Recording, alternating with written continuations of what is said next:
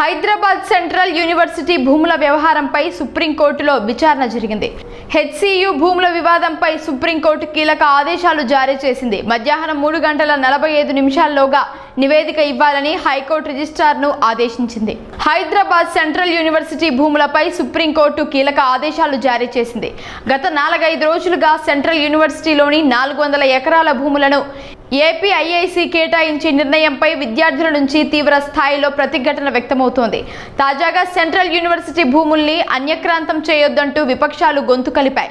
ఈ వ్యవహారంపై హైకోర్టులో పిటిషన్లు దాఖలయ్యాయి. హైదరాబాద్ సెంట్రల్ యూనివర్సిటీ పరిసరాల్లో ఉన్న 400 ఎకరాల భూముల్ని కాపాడాలని కేంద్ర మంత్రులు కిషన్ రెడ్డి, బండి సంజయ్లు కేంద్రానికి ఫిర్యాదు చేశారు. నేషనల్ గ్రీన్ ట్రిబ్యునల్లో కూడా పిటిషన్లు దాఖలయ్యాయి. ఈ నేపథ్యంలోనే సుప్రీంకోర్టులో దాఖలైన పిటిషన్ పై విచారణ జరిపిన ధర్మాసనం సెంట్రల్ యూనివర్సిటీలో చెట్లను నరకొద్దని ఆదేశించింది. తెలంగాణ హైకోర్టు రిజిస్ట్రార్ను కంచ గచ్చబౌలి భూములు సందర్శించి మధ్యాహ్నం 3:30 రిపోర్ట్ ఇవ్వాలని ఆదేశించింది.